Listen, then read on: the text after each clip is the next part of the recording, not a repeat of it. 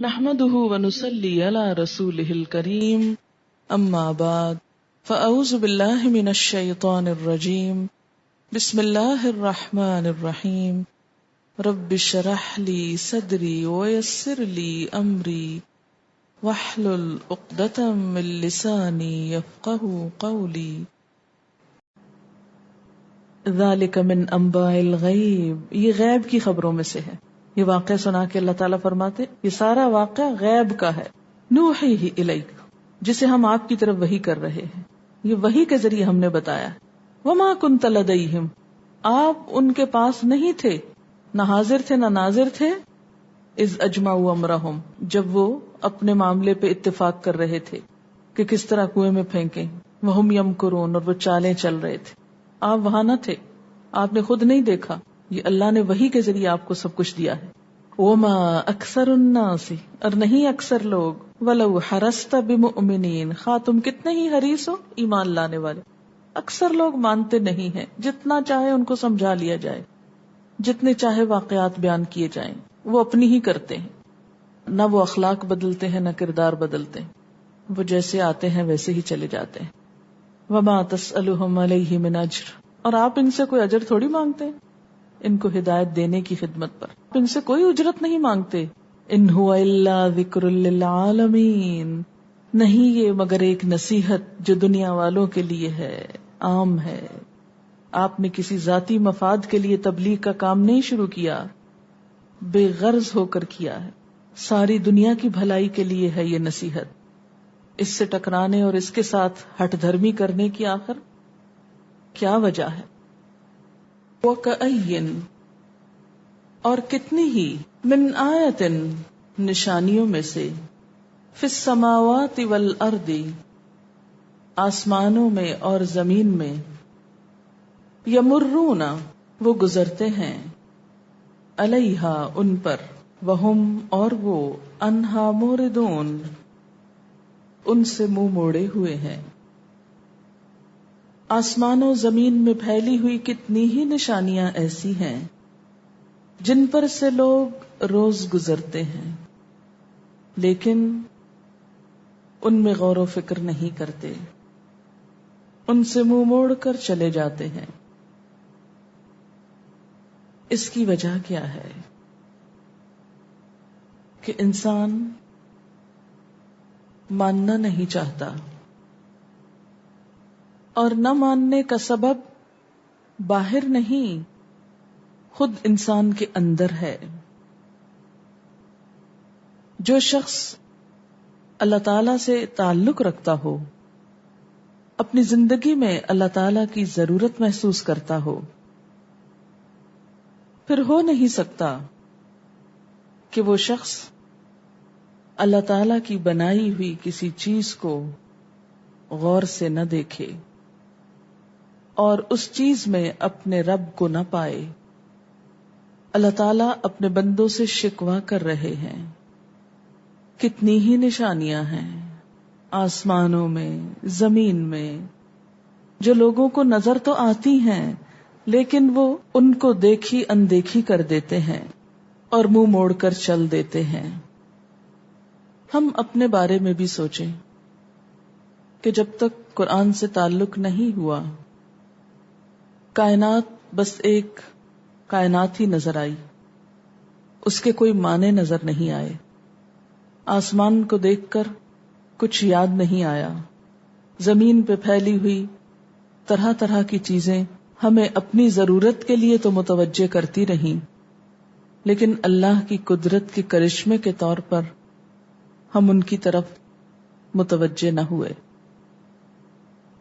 اور جس شخص کے دل میں جتنا زیادہ اللہ کی محبت کا احساس ہوگا، اتنا ہی زیادہ وہ اس کی تخلیق پر غور و فکر شروع کر دے گا، کیونکہ اب اس کی زندگی میں ایک مقصد آ گیا، اور ان چیزوں کو دیکھ دیکھ کر وہ اپنے رب سے محبت بھی کرے گا۔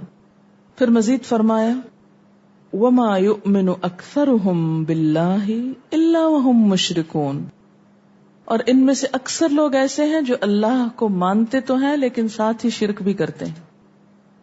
ایک بہت بڑی حقیقت اللہ تعالیٰ نے کھول دی ہے کہ لوگوں کی اکثریت اللہ کو مانتی ہے. آپ دیکھیں بسا اوقات جو کسی بھی دین پر نہیں وہ بھی اللہ کو تو مانتے ہیں لیکن اس کے ساتھ ساتھ دوسروں کو بھی اس کا شریک ٹھہرا دیتے ہیں. کیونکہ جب انسان منہ موڑتا ہے، اعراض برتتا ہے، تو اس کا لازمی نتیجہ کیا ہے؟ وہ ادھر ادھر دیکھنے لگتا ہے.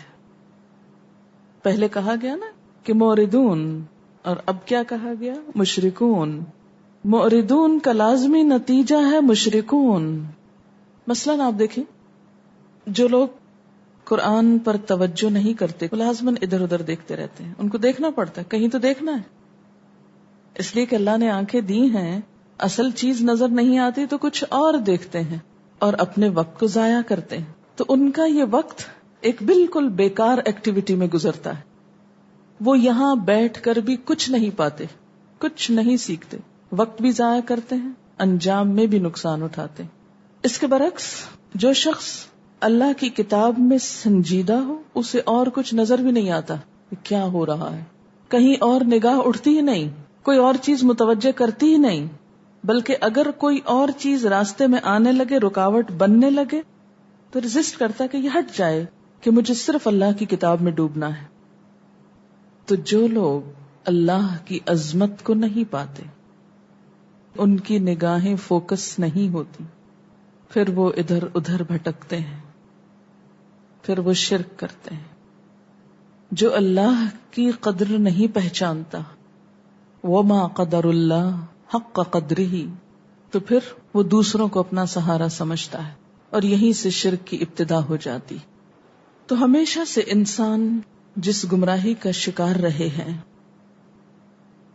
وہ اللہ تعالی کے انکار کی گمراہی نہیں، شرک کی گمراہی ہے. اور شرک ہی سب سے بڑا گناہ ہے. ہم تھوڑا سا اس بات کو یوں محسوس کر سکتے ہیں کہ مثلاً آپ کسی سے بات کر رہے ہیں اور کوئی شخص آپ کی طرف توجہ کرنے کی بجائے کہیں اور دیکھ رہا ہے. 1 to 1 بیس پر کبھی آپ کسی سے بات کریں.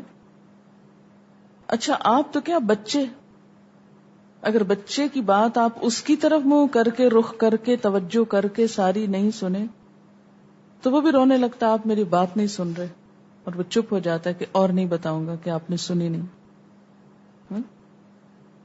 تو اللہ رب العزت کی ذات جب وہ اہم نہیں ہماری نگاہوں میں، اور چیزیں امپورٹنٹ ہیں، تو اس کی محبت کہاں سے ہمیں مل سکتی؟ پھر اس سے انعام کیسا مل سکتا ہے؟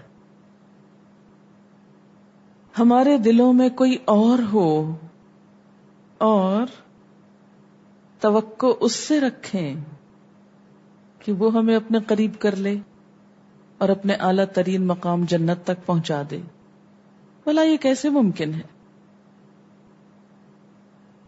افامنوا ان تأتیہم غاشیۃ من عذاب اللہ، کیا بھلا وہ امن میں آ گئے، بے خوف ہو گئے، مطمئن ہو گئے کس بات سے؟ ان تأتیہم غاشیۃ من عذاب اللہ، کہ آئے ان کے پاس ڈھانپ لینے والی اللہ کے عذاب میں سے کوئی چیز. یعنی جو لوگ خدا سے بے نیازی برت رہے ہیں، اس کے ساتھ شرک کر رہے ہیں، دوسروں میں جا الجھے ہیں، ان کو ڈر نہیں لگتا کہ انہیں خدا کے عذاب کی کوئی بلا نہ دبوچ لے؟ او تأتیہم الساعۃ بغتۃ، یا کہیں اچانک قیامت کی گھڑی نہ ان پہ آ جائے. اس کا اصل مقصد کیا ہے؟ لوگوں کو چونکانا کہ وہ دنیا میں بے فکر ہو کر نہ جئیں. وَهُمْ لَا يَشْعُرُونَ، اور وہ شعور بھی نہ رکھتے ہوں. یعنی اللہ کا عذاب اللہ کو اس طرح غضبناک کرنے والوں پر جلد ہی ٹوٹ سکتا ہے، لیکن لوگوں کو اس کا احساس ہی نہیں ہوتا کہ ان کے ساتھ کیا بیتنے والی ہے. قل، آپ کہہ دیجئے، ہذہ سبیلی، یہ میرا راستہ ہے. کون سا؟ توحید کا. ادعو الی اللہ، میں اللہ کی طرف بلاتا ہوں. کس کے ساتھ؟ علی بصیرت، بصیرت کے ساتھ. بصیرت کہتے ہیں دانائی کو، دل کی روشنی کو. میں اللہ کی طرف بلاتا ہوں پورے شرح صدر کے ساتھ، پورے دل کی تسلی کے ساتھ، پوری دلیل کے ساتھ. انا، میں، ومن اتبعانی، اور جو میری پیروی کریں وہ بھی. میرا راستہ تو یہ ہے، میں اللہ کی طرف بلاتا ہوں، اور جو میری پیروی کرتے ہیں وہ بھی اللہ کی طرف بلاتے ہیں. کس طرح، کس چیز پر بیس کرتے ہوئے؟ علی بصیرت، بصیرت پر، اور وہ دل کی روشنی کے ساتھ اللہ کو دیکھ سکے. اللہ ایسی ہستی ہے نا جو ہماری ظاہر کی نگاہوں کو نظر نہیں آتا. لا یدرکہ الابصار، اس کو نگاہیں نہیں پا سکتی، یہ آنکھیں اس کو نہیں دیکھ سکتی. ایک چیز اس کو دیکھ سکتی ہے، اور وہ کیا ہے؟ دل کی بصیرت، کہ ہاں وہ ہے. اور بہت سے لوگ جو چیز نظر نہیں آتی اس کا انکار کر دیتے ہیں، مگر جن کے دل کی روشنی زندہ ہو اور وہ جو رب کو پالے، پھر وہ اس کا انکار نہیں کر سکتے، اور نہ ہی کسی کو اس کے ساتھ شریک کر سکتے ہیں. ان کے دل میں اس کی عظمت کا احساس پوری طرح جم جاتا ہے. وسبحان اللہ، اور پاکی اللہ کے لیے. وما انا من المشرکین، اور میں مشرکین میں سے نہیں ہوں. یہاں پر ایک بات یاد رکھیے کہ پیغمبروں نے اپنے مشن کو، پیغمبروں کا مشن کیا تھا؟ ادعو الی اللہ. اس کو بصیرت کے ساتھ اختیار کیا، رواجی طور پہ نہیں. اس کا کیا معنی ہے؟ کہ جب انہوں نے لوگوں کو اللہ کی طرف بلایا تو اس لیے نہیں کہ ایک رواج ہے بلانے کا، کوئی رسم نہیں نبھائی انہوں نے کہ سب کر رہے ہیں چلو ہم بھی کر لیتے ہیں یہ کام، بلکہ پورے شعور اور احساس کے ساتھ، دل کی روشنی کے ساتھ، بصیرت کے ساتھ اور دلیل کے ساتھ لوگوں کو اللہ کی طرف بلایا. اب دیکھیں کہ کسی بھی چیز کی دعوت آپ دوسروں کو اسی وقت دے سکتے ہیں جب اس پر آپ خود پوری طرح مطمئن ہوں کہ مجھے عام انسانوں کی طرح نہیں جینا، مجھے تو اللہ کی قربت میں جینا، اور صرف خود نہیں جانا، اوروں کو بھی لے کے چلنا ہے اس راستے میں. لہذا میرا طریقہ زندگی مختلف ہے اس طریقہ زندگی سے. خود بخود فرق پڑنے لگتا ہے نا، پرائرٹیز بدل جاتی ہیں، مصروفیات بدل جاتی ہیں، گفتگو بدل جاتی ہے، دلچسپیاں بدل جاتی ہیں. وہ چیزیں جو بہت بڑی لگتی تھی وہ چھوٹی ہونے لگتی ہیں، اور وہ چیزیں جو امپورٹنٹ نہیں تھی اب وہ موسٹ امپورٹنٹ لگتی ہیں. یہ فرق کیوں آیا آپ میں؟ یہ رواجی اسلام سے تو نہیں آیا، روایتی اسلام سے تو نہیں آیا، یہ کس سے آیا؟ شعوری اسلام سے آیا. پیغمبر شعوری اسلام رکھتے ہیں، رواجی نہیں. اسی لیے جب ان کو حق ملتا ہے تو وہ آرام سے نہیں بیٹھتے، پھر تڑپ اٹھتے ہیں کہ سب تک پہنچا دیں، کوئی بھی محروم نہ رہ جائے. لیکن رواجی مسلمان وہ اس کو ایک دیوانگی سمجھتے ہیں، یہ بھی کوئی کرنے کا کام. پیغمبروں کے پیروکار، پیغمبروں کو فالو کرنے والے دین کو رواج کے طور پہ نہیں لیتے. وہ صرف بائی برتھ مسلمان نہیں ہوتے، وہ شعور کی سطح پہ لیتے ہیں، کانشیس کے ساتھ، پورے احساس کے ساتھ کہ ہاں یہ حق ہے، ہم نے پہچان لیا. اسی وجہ سے آپ دیکھتے ہیں کہ جو کانورٹس ہوتے ہیں نا، ان کا انداز ہی کچھ اور ہوتا ہے جینے کا، ہر چیز کا. وہ اتنے بولڈ ہوتے ہیں کہ ہر چیز کو اختیار کر لیتے. اور کیا وہ اپنا سب کچھ چھوڑ کے ہر چیز کو لا نہیں کہتے نا ہر چیز کو لا. اصل مسلمان تو وہی ہے نا جو لا کہہ دے سب کو. لا الہ الا اللہ، کسی کی بات نہیں، بس اس کی سب سے زیادہ امپورٹنٹ وہ ہے. لا الہ، اصل مسلمان ہونے کا تو مطلب یہی ہے. لیکن ہمیں بے سوچے سمجھے جو رٹوا دیا گیا ایک دفعہ کلمہ، دوبارہ ہم نے احساس ہی نہیں کیا کہ لا الہ کا مطلب کیا ہے. تو جب تک لا نہ کہہ دیں سب کو، لا کا کیا مطلب انگریزی میں؟ نو. جب تک پورے معاشرے کو نو نہ کہہ دیں، نو. لیکن ہم کتنی چیزوں پہ نو کہتے ہیں. ہم اپنے رسم و رواج، طور طریقوں، معاشرے کی باتوں، پسند، پرائرٹیز، ان میں سے کتنی چیزوں کو نو کہتے ہیں جب اللہ کا حکم سامنے آ جاتا ہے. یہاں یس ہے اور وہاں نو. ہمارا حال الٹ ہے، وہاں یس ہے اور یہاں نو. اللہ تعالیٰ یہ نہیں ہو سکتا، یہ تو بہت مشکل، یہ نہیں کر سکتے ہم. یہ بھلا کیسے ہو سکتا؟ تو اصل مسلمان کون ہے؟ جو یہاں یس کہے اور وہاں نو کہہ سکے. اسی نے دراصل پڑھا ہے لا الہ الا اللہ. اور اگر یہ نہیں تو پھر کیا ہے؟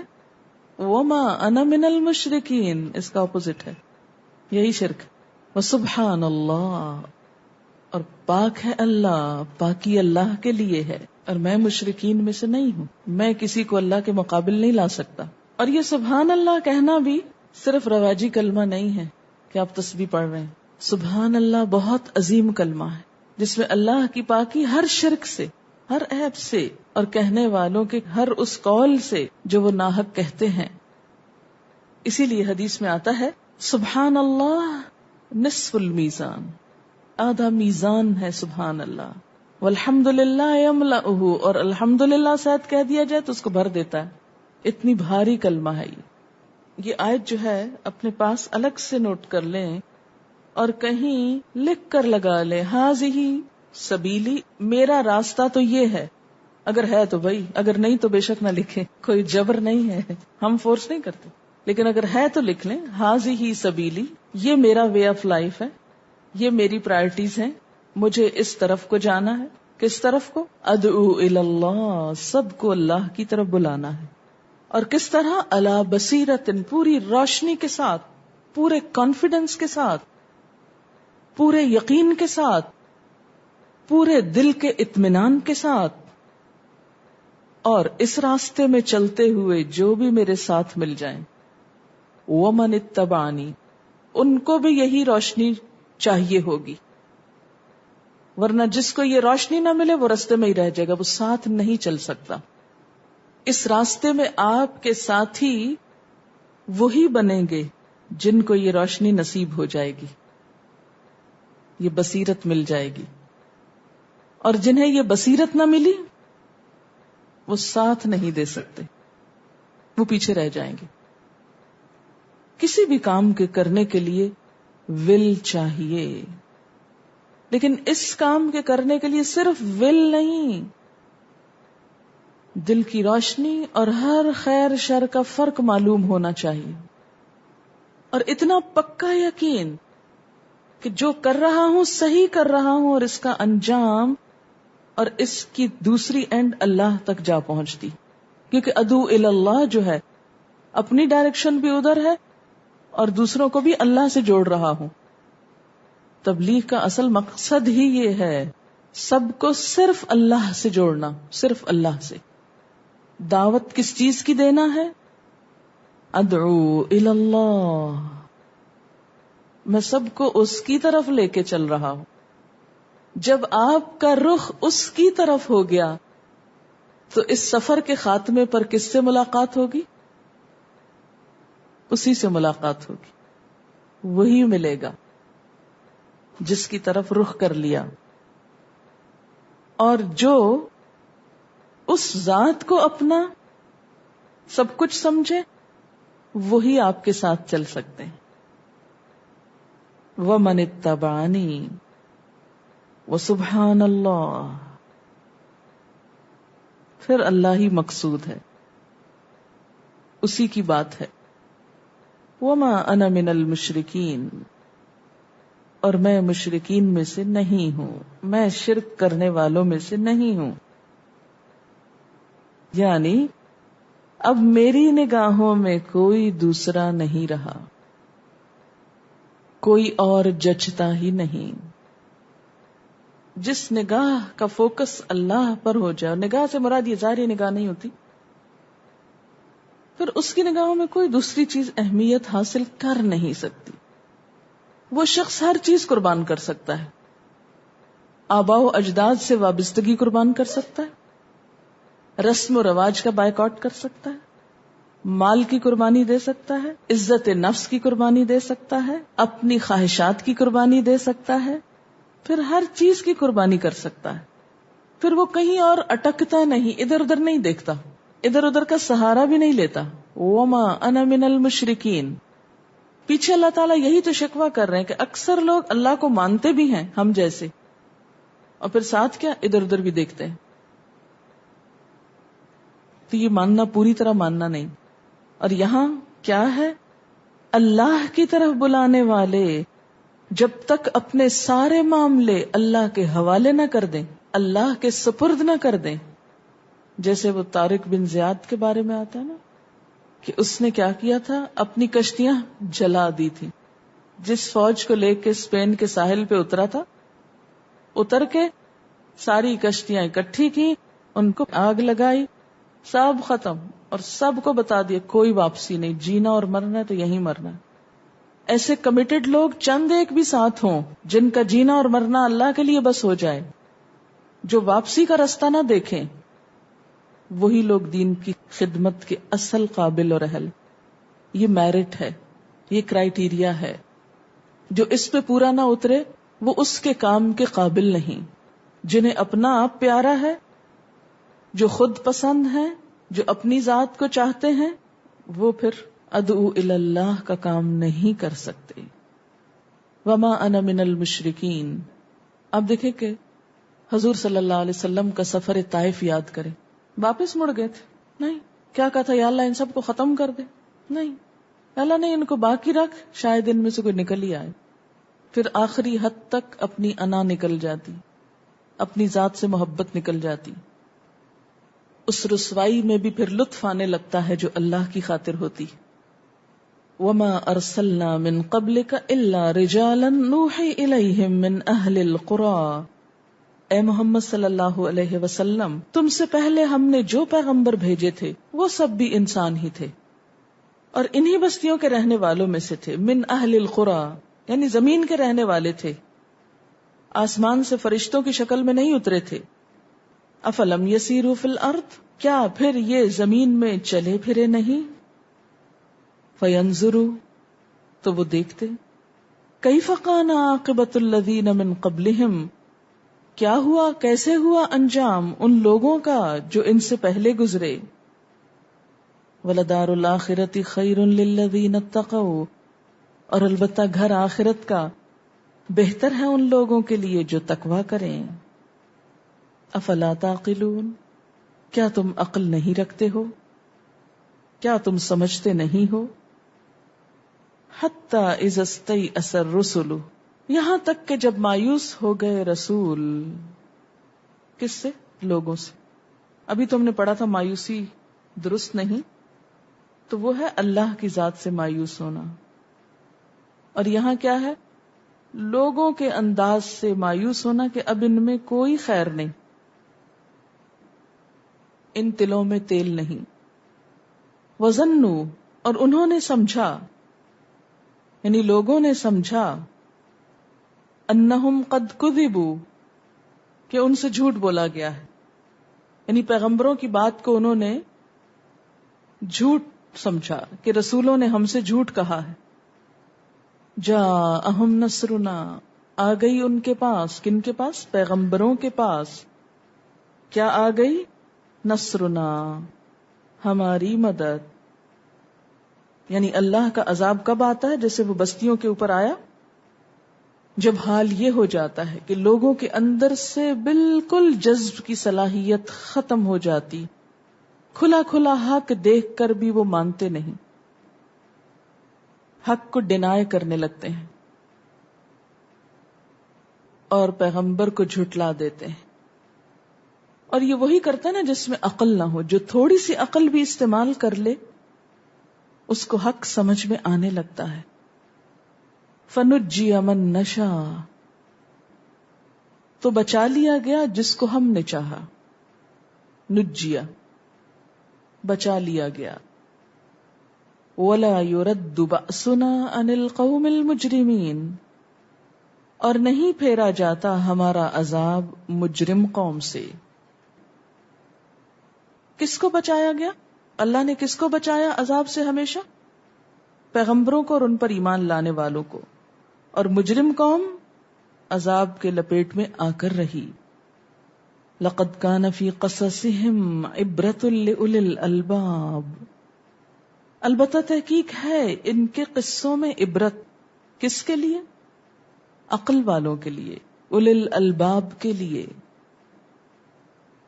یہ سارے قصے عقل والوں کو فائدہ دیتے ہیں. ما کان حدیثا یفترا، یہ ایسی ہی من گھڑت باتیں نہیں ہیں، کوئی ایسی بات نہیں جو ایسے ہی گھڑ لی گئی ہو. ولیکن لیکن تصدیق الذی، تصدیق ہے اس چیز کی، بین یدیہ جو اس سے پہلے گزری، یعنی پچھلی کتابیں. وہ تفصیل کل شیء، اور تفصیل ہے ہر چیز کی، یعنی جو ضرورت ہے انسان کی ہدایت میں سے، یعنی ہدایت کی تمام ضروری چیزوں کی تفصیل ہے. وہدن، اور ہدایت ہے، رہنمائی ہے، گائیڈ بک ہے. ورحمتن، اور رحمت بھی ہے. لقوم یؤمنون، ماننے والے لوگوں کے لیے. اللہ کی کتاب ہدایت کب بنتی ہے؟ آغاز میں، ابتدا میں. اور رحمت کب بنتی ہے؟ انجام میں. جو اللہ کی کتاب کو ہدایت سمجھ کر اپنا لے لیں، ان کا انجام رحمت ہے. پھر وہ رحمت کی پناہ میں آ جائیں گے. اور جو اس کی رہنمائی قبول کرنے سے انکار کر دیں، پھر ان کے لیے رحمت بھی کوئی نہیں. اسی لیے آپ دیکھیں گے کہ قرآن کے لیے لفظ ہدایت اور رحمت ساتھ ساتھ آتا ہے کئی جگہ. کہ ابتدا میں یہ محض اپنے پہ غور کر لیں کہ ابتدا میں محض کیا ہے، صرف یہ جاننے کی کوشش کہ کیا کہتی ہے اللہ کی کتاب، کیا ہے اس میں. بعض اوقات جسٹ آؤٹ آف کیوریوسٹی، بعض اوقات صرف یہ کہ اچھا جاننا چاہتے ہیں کہ کیا لکھا ہے اس میں. جیسے کسی بھی چیز کو جاننا چاہتے، جاننے کی غرض سے کھولتے جاتے ہیں تو صرف جاننا نہیں ملتا، صرف علم نہیں آتا، ساتھ اس کی رحمتیں بھی آتی، ساتھ ہی آنے لگتی ہیں. لیکن اصل رحمت اس وقت محسوس ہوگی جب انجام نظر آئے گا، اگر اس کے مطابق زندگی گزری. لقوم یؤمنون، ماننے والے لوگوں کے لیے، اس قوم کے لیے جو ایمان رکھتی ہو. وآخر دعوانا ان الحمد للہ رب العالمین. سبحانک اللہم وبحمدک نشہد ان لا الہ الا انت نستغفرک ونتوب الیک. السلام علیکم ورحمۃ اللہ وبرکاتہ. وآخر دعوانا ان الحمد للہ رب العالمین. سبحانک اللہم وبحمدک نشہد ان لا الہ الا انت نستغفرک ونتوب الیک. السلام علیکم ورحمۃ اللہ وبرکاتہ.